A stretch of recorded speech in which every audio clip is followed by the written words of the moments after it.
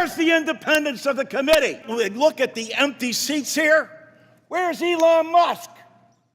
I'm sure he's a genius and is a very credible person because of the wealth he's accumulated. But that does not put him above the law or the responsibility to come before this committee in this Congress. If he's so great, if these plans and all the fraud and abuse that he's found are so eminent, why isn't he here explaining it? Yes, I don't know if you've seen this. I have the complete video. Representative John Larson criticized Elon Musk and shouted at his Republican colleagues after Elon Musk's testimony was blocked before a hearing of the House Ways and Means Committee on March. Crazy. These people have been looking for a means to go after Elon Musk, and that was blocked. This Democrat representative looks to be angry, but it is crazy to me to see how he is shouting. You don't talk to people like you're talking to your children. No, until hitting the table. What I saw on this video clearly tells me a lot of things, and it's important I show you the video. If you've not subscribed to this channel, please endeavor to do that. It will do you no harm if you share the video out. This is indeed a sad morning. Very sad morning. When this committee, the oldest and most continuous in the Congress, neglects its responsibility and essentially holds this hearing today to block any further discussion. The men and women on this committee are good people. They're honest and caring people. And that's why I do not understand why you would relegate this committee to no longer being of significance and resort to saying you will do whatever Elon Musk and Donald Trump tell you to do. Where's the independence of the committee? Where's the legislature? We're an equal branch of government. And you start off with a blather, and yet look at the empty seats here. Where's Elon Musk? I'm sure he's a genius and is a very credible person because of the wealth he's accumulated. But that does not put him above the law or the responsibility to come before this committee in this Congress. If he's so great, if these plans and all the fraud and abuse that he's found are so eminent, why isn't he here explaining it? You know why. Because he's out to privatize Social Security. He's been on television the last couple of days talking exactly about Social Security, Medicare, and Medicaid, and what he intends to do. Privatize it. The American people, some of them may have been born at night, but not last night. People are aware of this. Every single one of your districts, all the money that comes in monthly, and you have not done, you as a Congress, have not done anything in more than 54 years.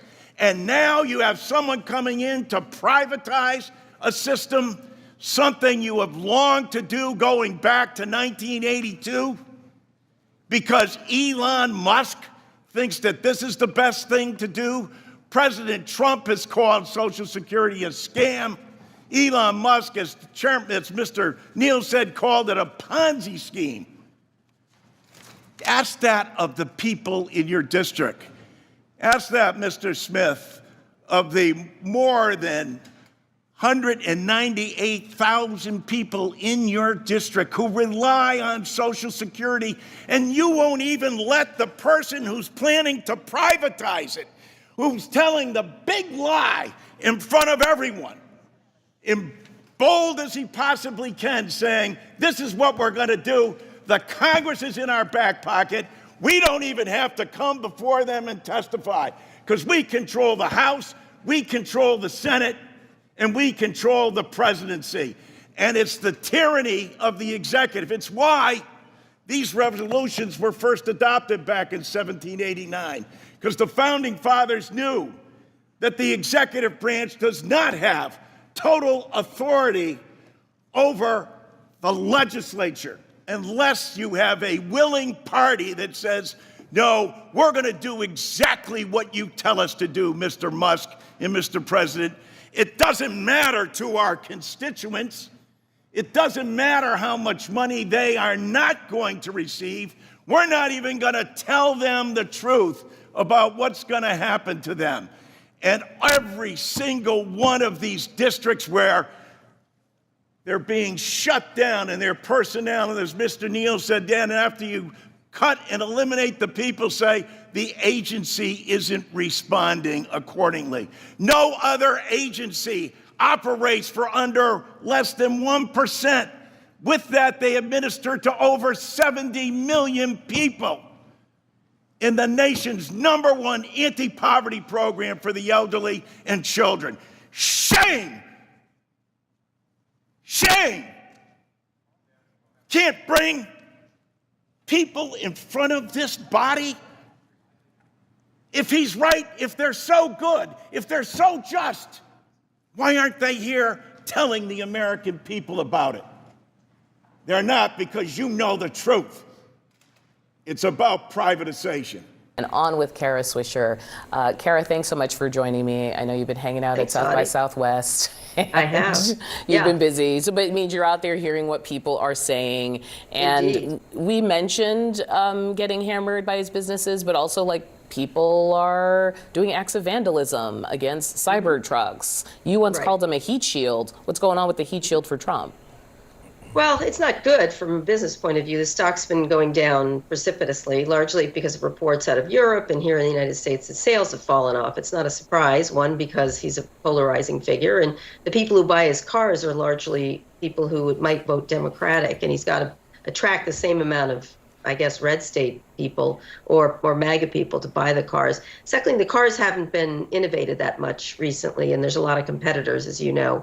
And so that's probably impacting at the same time. And then inevitably, cars that dominate tend to not dominate. And so he hasn't been paying attention. Libras are melting down on social media after Trump bought a Tesla. I don't know if you've seen that. Extremely concerning. Somebody wrote, this is actually very telling and boosted the theory that Biden's snub of Tesla and his EV summit was one of the catalysts for Elon Musk's radicalizations. He didn't get influence he wanted from Democrat, got vindictive, bought Twitter, backed Trump, and paid his way into the White House. Libras are not having it. They are now saying, oh, Trump committed a crime by, buying Twitter in front of the White House. Crazy. I don't know if you've seen this. If you have not subscribed to this channel, please endeavor should do that. Wouldn't be surprised if we soon see an executive order mandating that all American families have to buy or own a Tesla. As Toronto Dump went on social media yesterday to call the boycott illegal. The boycott, by the way, is worldwide. This is a mandate. They're always talking about a mandate. This is a mandate from the American people and the people of the earth. To be honest, I once considered buying an electric car like a Tesla, but the Republicans talked me out of it. Like, I saw meme after meme on the internet of the power grid going down and us libs in our electric cars stranded on the side of the road while they and their diesel-powered and gas-powered trucks hopped up on testosterone, drove by, and laughed at us. So they really talked me out of it. I don't know. But seriously, when did a boycott become illegal? When did press become illegal? Because he said that very recently too.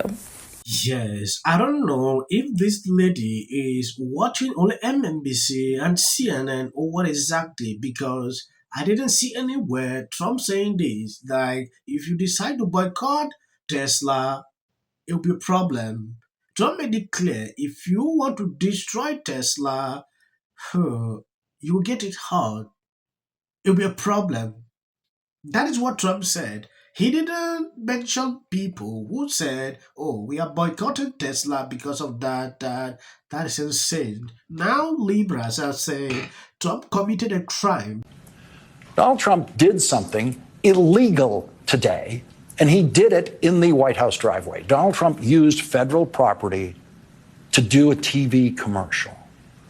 Donald Trump stood with Elon Musk in the White House driveway with some Teslas in front of them, and Donald Trump pretended to buy a Tesla. It has been reported by legitimate news organizations everywhere that Donald Trump bought a Tesla from Elon Musk today, as if that's a fact. There is no evidence of that whatsoever. This is it. If you watch the mainstream media, especially these people, this is the kind of news you will get. He has changed the whole narrative. Like, so Trump should buy this car and bring the receipt and put on this guy's face to see. So to stop him from turning the narrative the way they want. It is crazy. Jon Stewart said at the beginning, these are the kind of people he was talking about. If you see clips after this video, that is just for the YouTube algorithm. Please, you can stop here. One of the lucrative helmets that they wear when they go to war. Lucrative? Yeah, lucrative. You know, this is the crash out buckets because I feel like when you wear this helmet, you already crashed out. It's like you committed to the crash out. Like Right. You're all in. all in. So I feel like we at war right now with the Democrats. I know. As long as we wrap before the new season of South. Watch this moment where, of course, When we talk about the White House today. Today, Donald Trump irreparably destroyed the 80-year-old post-World War Confrontation between world leaders perhaps we have ever seen. An apology tonight? Absolutely. All right, but what else is going on? Not much in the Oval Office to discuss the big turnaround that the country has done, where Trump says now he's the dictator. To say that it is one of the most astonishing moments that we have ever seen happen. Different Allegheny, 77, he uses a cane, and he was shaking his... I do lots of media. Friendly media. No,